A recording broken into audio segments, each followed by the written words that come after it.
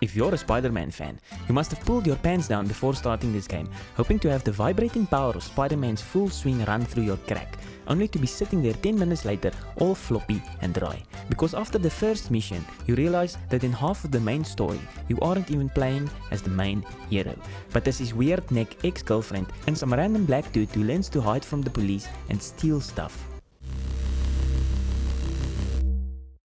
Story.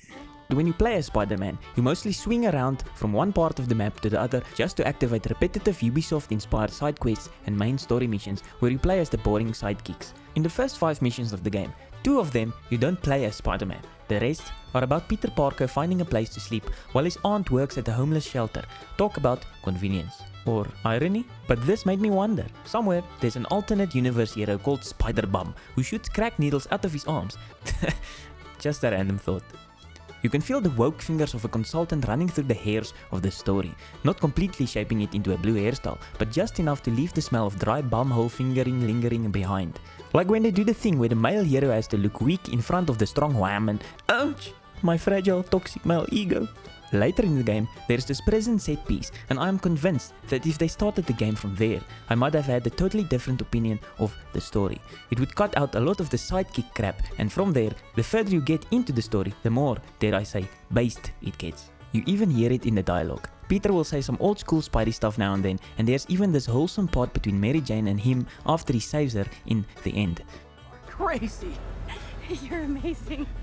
The ending of the game is pretty anticlimactic, and this being a Marvel project, they left a big payoff from the story in an after-credits scene. I wonder if they just forced in the modern parts at the start of the game, as the rest was already built before the DEI consultants stepped in.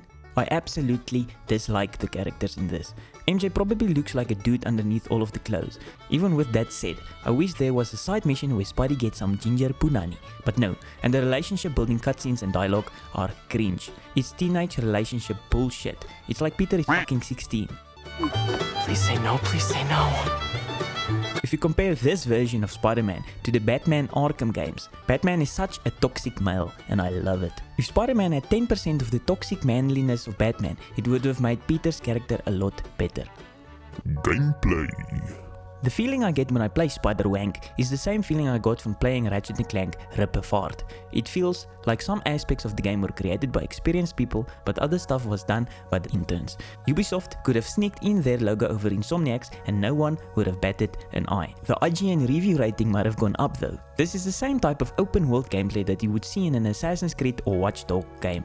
It's a collectible fest where you have towers to activate and climb and repetitive randomized side activities to do to level up your character. Ubisoft might have done it worse, and they might also have forgotten to add the obviously Batman Arkham inspired fighting system. They even copied the takedown arenas where you could choose to fight or be stealthy, but Batman's is more like a puzzle and Spider-Man is more like a button mashing fest. Visuals. I want my money back for buying the stupid remastered version of Spider-Man on PS5. The game looks good, but not great. Except for the PS5 version's frame rate unlock, it added little and the game still contained glitches. It sometimes looks good, or rather does some things that look cool in an otherwise boring looking game. Like Spider-Man glowing in the dark and that suit illuminating the environment near him is pretty cool. The city can look the samey in a lot of places. If it wasn't for the map in the corner, you would get lost in between the boring buildings. Compared to Batman Arkham Knight, this game might have a larger world, but the map is quite empty. Conclusion. Spider-Man feels dated compared to the Arkham series, like it should have been released between Arkham Asylum and City, somewhere on PS3. If the old Sucker Punch studio that made Ghost of Tsushima made Spider-Man, I think they would have done a much better job. Even if this is the quote-unquote best Spider-Man, this is Wish.com Batman Arkham, and Peter Parker is a cock. I mean, we're good? Not the worst thing to slap a woman now and then. Yeah.